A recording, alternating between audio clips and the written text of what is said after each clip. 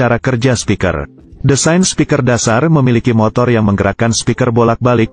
Motor melekat pada kerucut untuk menerjemahkan gerakan ini menjadi gelombang tekanan yang bergerak melalui udara. Mari kita lihat setiap bagian secara mendalam. Motor, voice coil dan magnet bekerja sama untuk membentuk motor speaker. Voice coil memiliki bagian panjang dari kawat tembaga tipis, yang dililit berkali-kali di sekitar silinder tahan panas yang disebut former. Ketika listrik mengalir melalui belitan tembaga, ini secara alami menghasilkan medan magnet di sekitarnya. Fenomena inilah yang menghasilkan elektromagnet, dan elektromagnet dapat bertindak seperti magnet permanen. Namun yang luar biasa adalah sifat polaritas atau orientasi kutub positif dan negatif. Dan intensitas magnet dapat diubah dengan mengubah arus listrik yang disediakan. Yang dapat dibuat lebih kuat atau lebih lemah, dibalik atau dimatikan sepenuhnya. Magnet permanen besar atau magnet alam mengelilingi kumparan suara. Magnet ini memiliki pelat atas dan pelat pendukung dengan potongan tiang melalui tengah, untuk memfokuskan medan magnet melalui celah, dan sinyal listrik yang rumit mengalir melalui belitan voice coil, yang menyebabkannya motor bergerak maju mundur. Saat medan magnetnya mendorong dan menarik magnet permanen, arus listrik ini merupakan replika persis dari audio yang aslinya direkam. Faktanya, seluruh suara terkandung dalam sinyal yang sangat detail ini.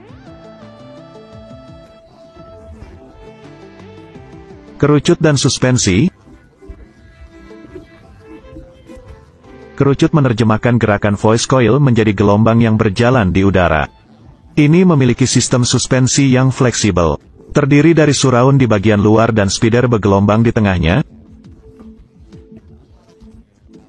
Tutup debu mencegah serpihan dan bahan yang tidak diinginkan memasuki area sensitif. Di bawah penutup debu terdapat tembaga voice coil menempel yamek disebut tinsel lid.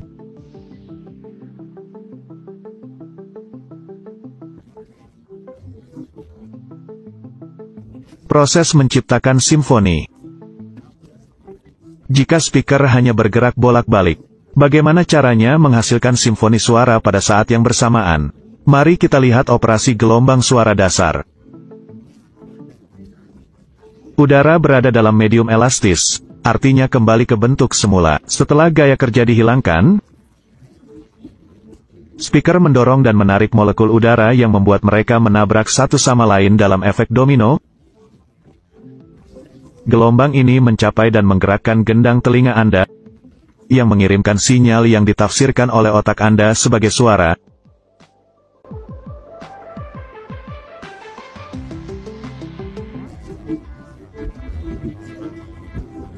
Seringkali kita menggambarkan gelombang sebagai garis pantulan.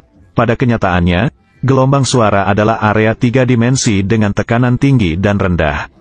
Saat kita menaikkan volume, speaker mendorong lebih keras mengirimkan gelombang yang lebih kuat melalui udara. Gaya dorong gelombang suara adalah amplitudonya.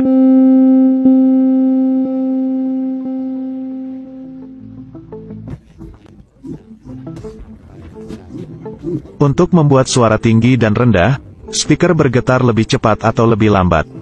Laju gelombang adalah frekuensinya yang diukur dalam hertz atau dalam istilah musik, adalah nada.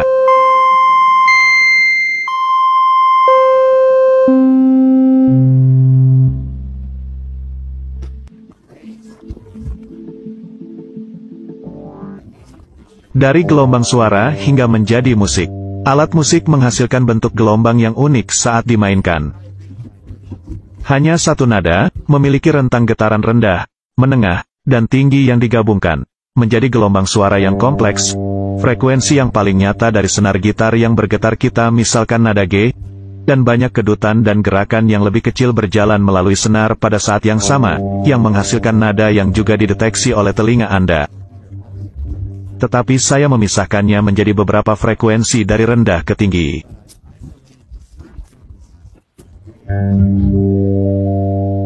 Sebuah nada instrumen tunggal memiliki beberapa lapisan frekuensi, di mana satu frekuensi utama yang menonjol. Lapisan frekuensi ini dikenal sebagai timbre instrumen atau suara unik. Mari kita beri nada G. Tapi itu suara gitar, dan bukan piano. Ketika dua atau lebih instrumen dimainkan bersama, gelombang suara yang unik bergabung menjadi satu gelombang terpadu yang lebih kompleks. Frekuensi yang cocok dari setiap instrumen bergabung menjadi lebih keras.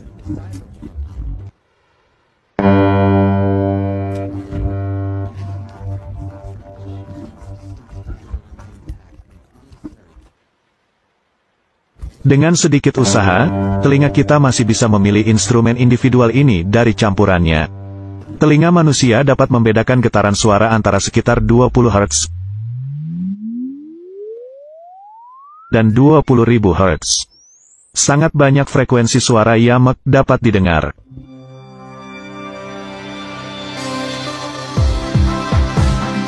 Frekuensi tinggi dan naik pada suatu gelombang suara akan menghasilkan orkestra dalam satu bentuk gelombang terpadu yang sangat kompleks.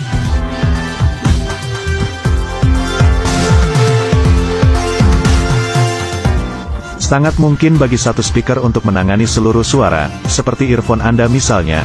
Namun, di ruang besar di mana gelombang suara perlu bergerak lebih jauh, beberapa pengaturan audio membagi rentang frekuensi tertentu antara speaker yang dirancang khusus.